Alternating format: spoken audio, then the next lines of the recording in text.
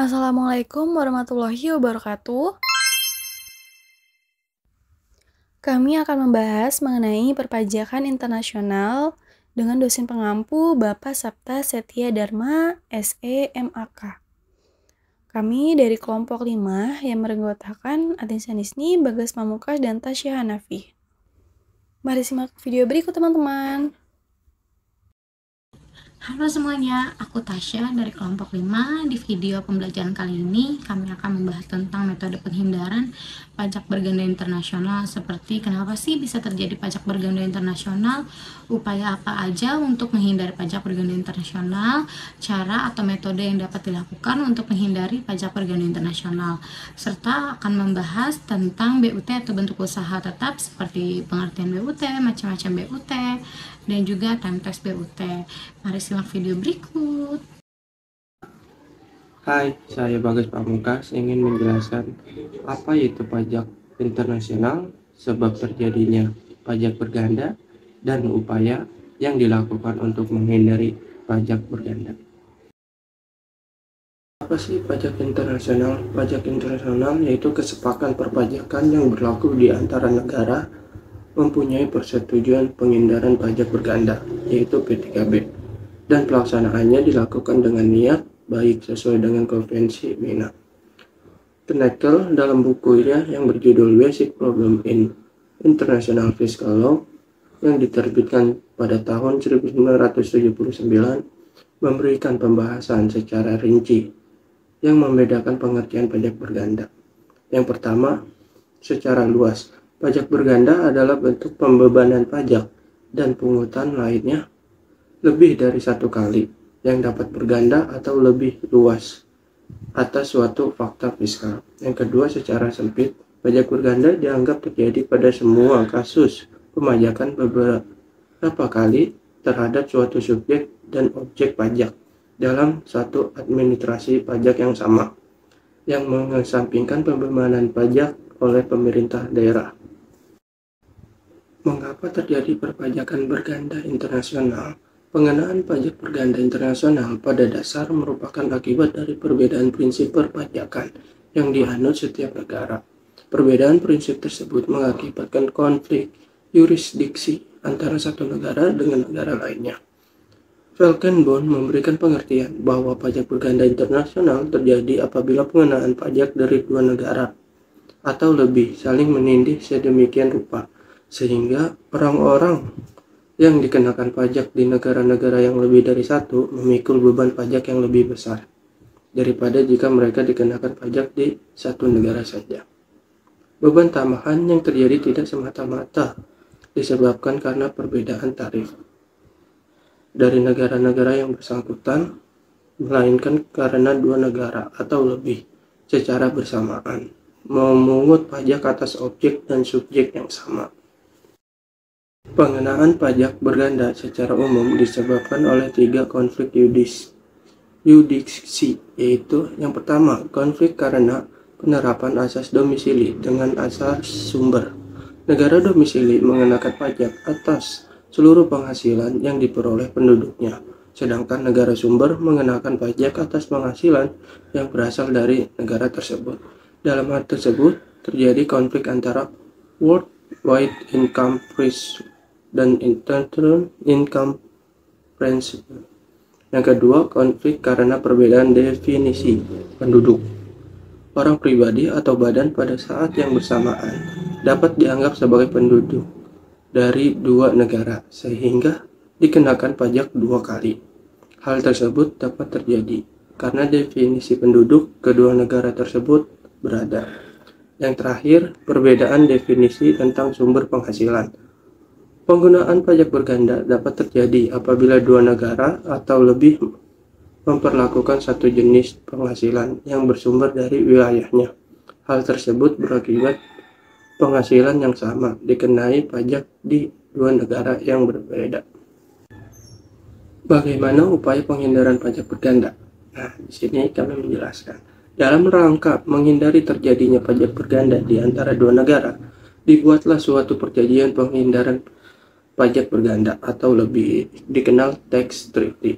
Perjanjian penghindaran pajak berganda adalah perjanjian internasional di bidang perpajakan antar kedua negara, guna mengatur hak pemajakan agar tidak menghambat investasi antara kedua negara dengan prinsip saling menguntungkan dan dilaksanakan oleh pejabat yang berwenang.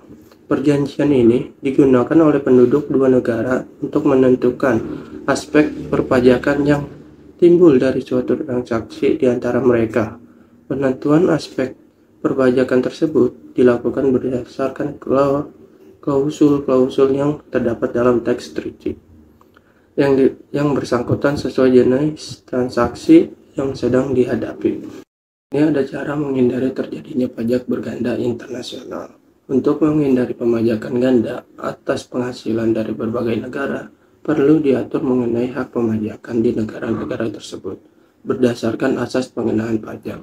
Berikut metode hak pemajakan di berbagai negara untuk menghindari pemajakan ganda, antara lain: yang pertama, metode pemajakan unilateral. Yang kedua, metode pemajakan bilateral.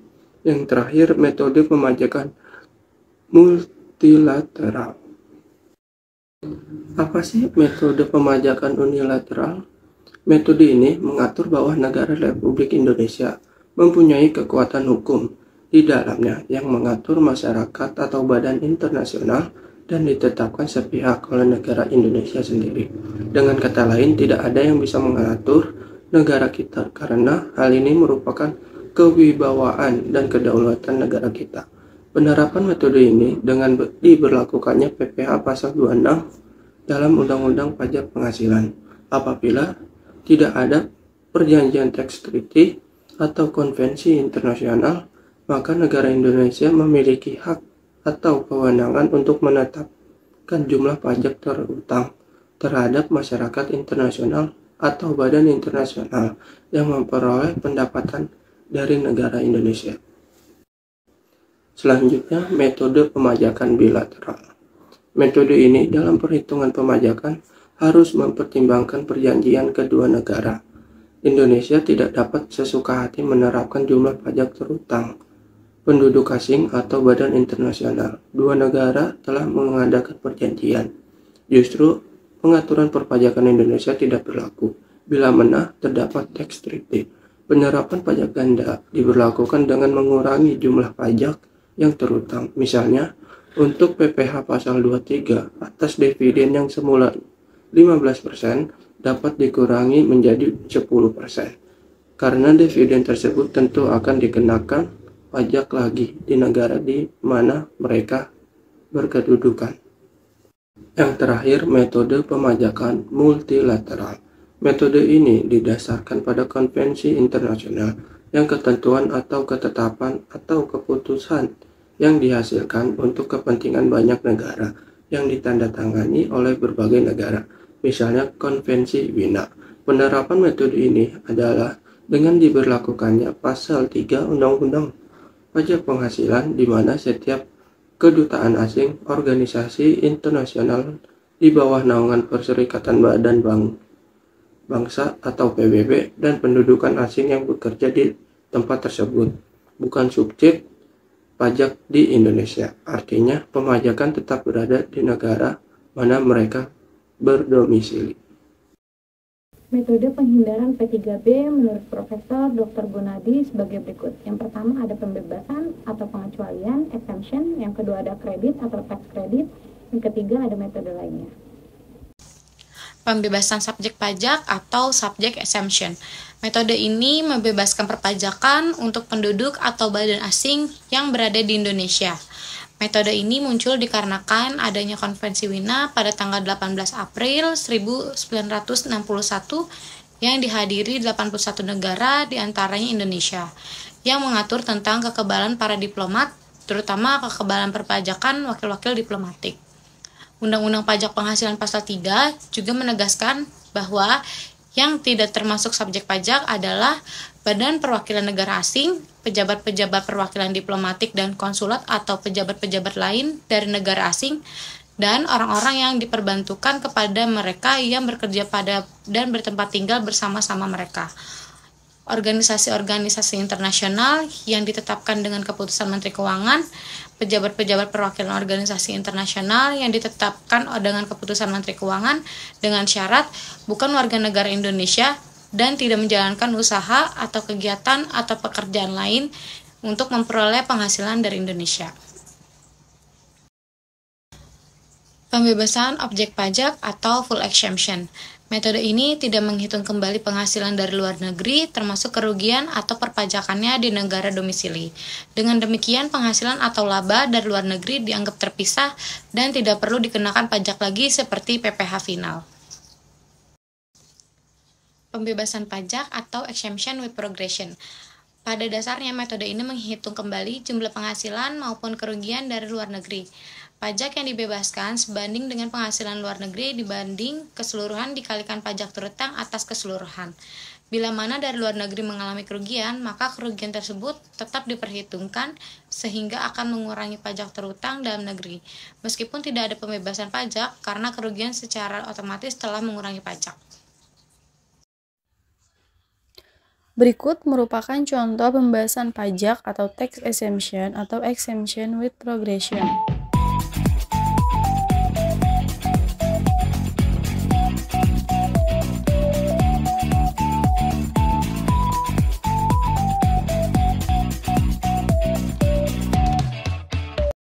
Pengkreditan. Metode ini pada prinsipnya menghitung kembali jumlah penghasilan dari luar negeri dan jumlah pajak terutang keseluruhan di negara domisili. Pajak yang telah dibayar di luar negeri dapat mengurangkan pajak terutang di negara domisili. Metode ini dibagi dalam 3 macam, yaitu kredit penuh atau full kredit, yang kedua ada kredit terbatas atau ordinary atau normal kredit, yang ketiga ada kredit fiktif. Kredit penuh atau full kredit. Metode ini memberikan fasilitas kepada wajib pajak domisili untuk mengkreditkan seluruh pajak yang dibayar di luar negeri. Sehingga, jika tarif pajak di luar negeri lebih besar dibandingkan dengan tarif pajak di dalam negeri, dipastikan akan terjadi restitusi pajak. Dalam hal ini, berarti negara domisili ikut membayar jumlah pajak yang terutang di luar negeri. Oleh karena itu, metode ini tidak digunakan oleh Indonesia. Kredit terbatas atau ordinary atau normal kredit. Metode ini membatasi pajak yang dibayar di luar negeri dapat dikreditkan atau dapat dijadikan sebagai pengurang PPh terutang dalam negeri sebatas pajak yang dibayar di dalam negeri atau paling tinggi adalah sebesar tarif pajak yang ada di dalam negeri. Berikut merupakan contoh perhitungan kredit terbatas atau ordinary atau normal kredit apabila terdapat kompensasi kerugian.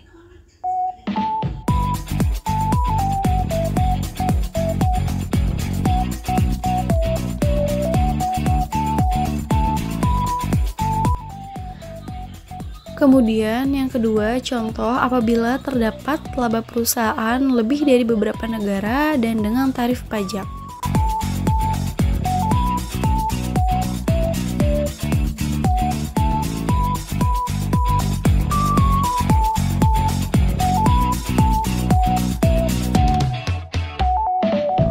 Selanjutnya, contoh yang ketiga, apabila terdapat laba perusahaan dan pendapatan lainnya seperti dividen dari negara dan dengan tarif pajak yang berbeda.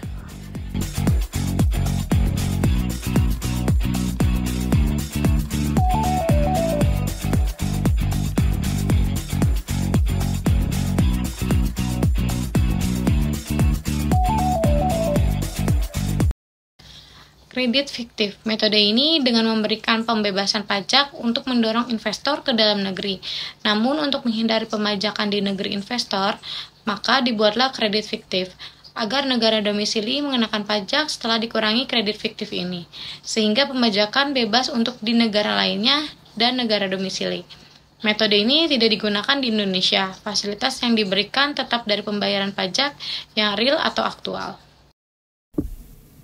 Kredit dalam buku internasional Judicial Double Taxation on Income, Manuel Pires, yang telah disadur oleh Profesor Dr. Gunadi, menyebutkan bahwa metode lainnya tersebut adalah sebagai berikut. Yang pertama adalah pembagian pajak atau tax sharing, yang kedua adalah pembagian hak pemajakan, division of taxing power. Yang ketiga ada pengurangan tarif, reduction of the rate.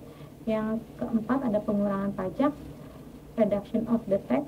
Yang kelima ada pemajakan dengan jumlah tetap atau lump sum or forfeit taxing effective. Halo, saya Dinsa Nisni. Saya akan menjelaskan mengenai bentuk usaha tetap, yaitu meliputi pengertian dari bentuk usaha tetap, macam-macam bentuk usaha tetap, ketentuan atribusi laba usaha pada bentuk usaha tetap, dan terakhir apa itu time test bentuk usaha tetap. Mari simak video berikut. Yang pertama, saya akan menjelaskan mengenai pengertian dari bentuk usaha tetap atau BUT. Berdasarkan pasal 2 Undang-Undang Pajak Penghasilan, bentuk usaha tetap adalah bentuk usaha yang digunakan oleh orang pribadi yang tidak bertempat tinggal di Indonesia atau berada di Indonesia tidak lebih dari 183 hari dalam jangka waktu 12 bulan, atau badan yang tidak didirikan dan tidak berkedudukan di Indonesia untuk menjalankan usaha atau melakukan kegiatannya di Indonesia. Sedangkan menurut P3B dikenal dengan istilah permanent establishment yang menyatakan bahwa laba usaha dari negara pihak pada persetujuan hanya akan dikenakan pajak di negara itu kecuali jika perusahaan menjalankan usaha di negara pihak lainnya pada persetujuan melalui suatu bentuk usaha tetap yang berkedudukan di situ. Sehingga apabila perusahaan tersebut menjalankan usahanya sebagaimana dimaksud tadi di atas, maka laba perusahaan itu dapat dikenakan pajak di negara lainnya, tetapi hanya atas bagian laba yang berasal dari bentuk usaha tetap tersebut. Selanjutnya, mengenai pengelompokan dari bentuk usaha tetap. Menurut Profesor Dr. Gunadi, BUT dikelompokkan menjadi 4, yaitu BUT fasilitas atau aset, kedua BUT aktivitas, ketiga BUT keagenan, dan yang keempat perusahaan asuransi.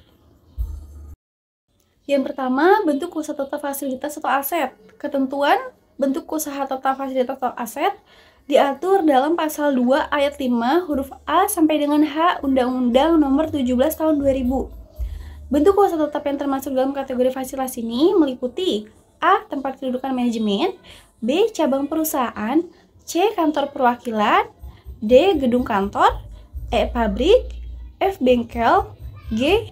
Pertambangan dan penggalian sumber alam, wilayah kerja pengeboran yang digunakan untuk eksplorasi pertambangan, dan H. Perikanan, peternakan, pertanian, perkebunan, dan kehutanan.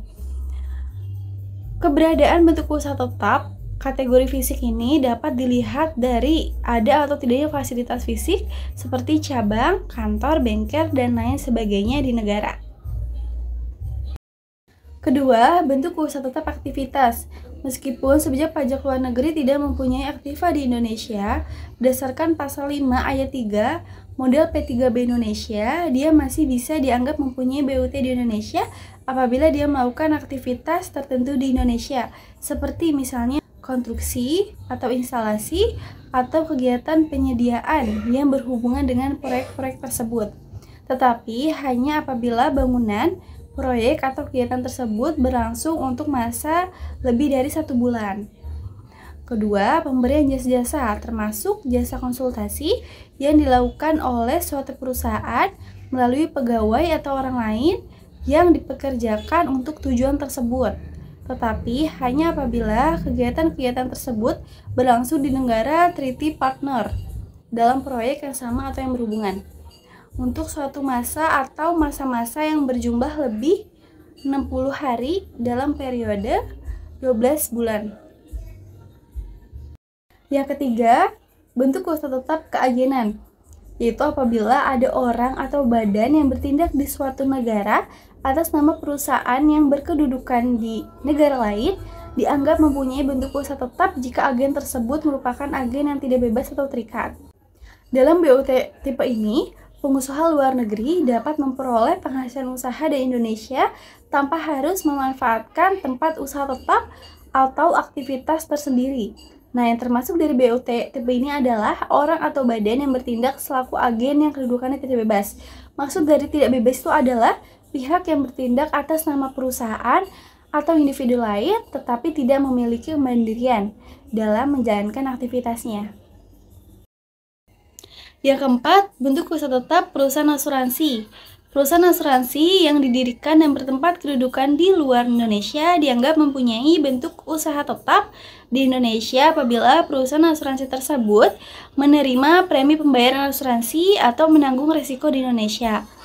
Menanggung risiko di Indonesia ini bukan berarti bahwa peristiwa yang mengakibatkan risiko tersebut terjadinya di Indonesia, melainkan bahwa pihak bertanggung jawab bertempat tinggal, berada, atau bertempat kedudukan di Indonesia.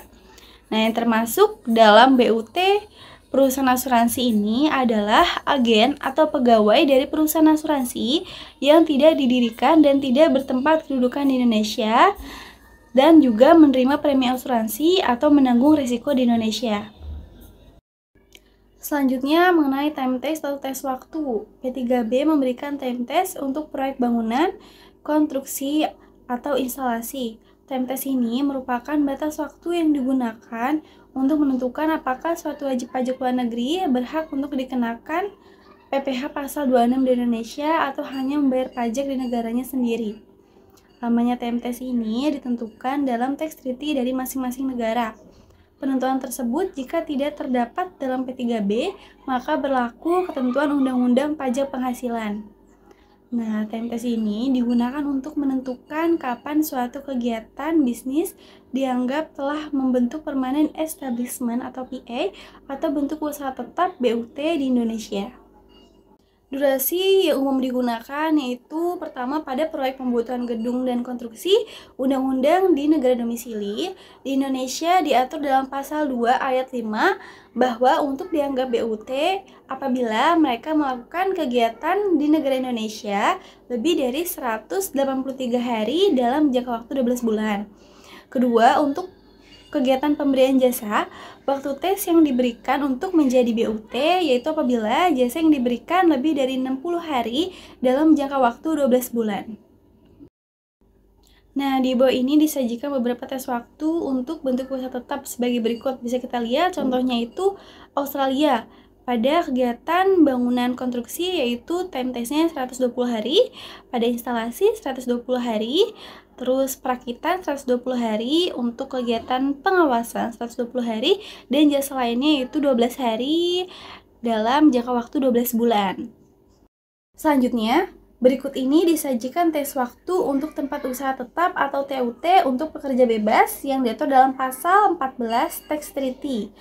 Dan tes waktu untuk pekerjaan swasta yang tidak dikenakan pajak sepanjang dibayar oleh bentuk usaha tetap dalam pasal 15 Tax Treaty. Kita bisa lihat pada tabel, contohnya lagi Australia, TUT-nya atau tempat usaha tetap pada pekerja bebas yaitu 12 hari dalam 12 bulan dan pekerjaan swasta sama 12 hari dalam 12 bulan.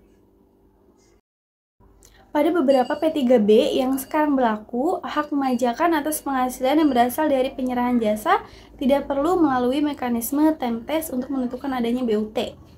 Menurut pribadi 2004. Tetapi hak pemajakan langsung diserahkan ke negara tempat penyerahan jasa tersebut dilakukan dengan tarif pajak tertentu. Nah, P3B yang menganut cara ini yaitu pertama, P3B Indonesia dengan Jerman yaitu dengan tarif 7,5% dari penghasilan bruto. Yang kedua, P3B Indonesia dengan Luxembourg yaitu tarifnya 10% dari penghasilan bruto. Ketiga, P3B Indonesia dengan Pakistan yaitu tarifnya 15% dari penghasilan bruto. Yang keempat, P3B Indonesia dengan Swiss yaitu tarif 5% dari penghasilan bruto. Yang terakhir, P3B Indonesia dengan Venezuela yaitu tarifnya 10% dari penghasilan bruto. Selanjutnya yaitu membahas mengenai penghasilan dan biaya bentuk usaha tetap. Yang pertama, objek pajak bentuk usaha tetap yaitu meliputi 1. Penghasilan dari usaha atau kegiatan BUT tersebut dan dari harta yang dimiliki atau dikuasai. Kedua, penghasilan kantor pusat dari usaha atau kegiatan penjualan barang atau pemberian jasa di Indonesia yang sejenis dengan yang dijalankan atau yang dilakukan oleh bentuk usaha tetap di Indonesia. Yang ketiga, penghasilan sebagaimana tersebut dalam pasal 26 Undang-Undang PPh yang diterima dan yang diperoleh kantor pusat sepanjang terdapat hubungan efektif antara BUT dengan harta atau kegiatan yang memberikan penghasilan yang dimaksud.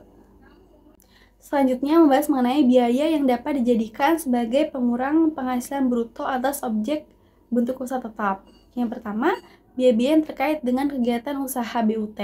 Yang kedua, biaya-biaya yang terkait sehubungan dengan penghasilan dari kantor pusat yang penghasilannya dihitung kembali di BUT.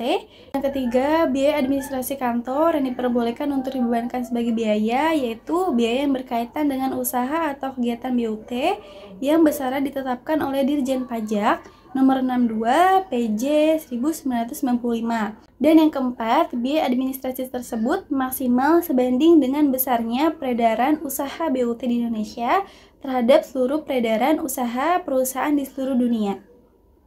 Kemudian yang terakhir, mengenai kategori penghasilan yang dimasukkan ke dalam bentuk usaha tetap. Yang pertama, berdasarkan penghasilan di mana dia peroleh labanya. Yang kedua, berdasarkan penarikan penghasilan kantor pusat ke BUT di Indonesia apabila terjadi usaha yang sejenis dengan yang dijalankan atau yang dilakukan oleh bentuk usaha tetap di Indonesia. Nah, hal ini agar tidak terjadi pengelakan pajak yang timbul akibat penghasilan dari Indonesia. Dan yang terakhir, ketiga, dikenakan withholding tax PPh pasal 26 atas penghasilan yang diterima atau diperoleh kantor pusat sepanjang terdapat hubungan efektif antara BUT dengan harta atau kegiatan yang memberikan penghasilan yang dimaksud tersebut. Sekian dari kami, kurang lebihnya mohon maaf. Semoga apa yang telah kami sampaikan bermanfaat untuk kalian semua. Terima kasih. Wassalamualaikum warahmatullahi wabarakatuh.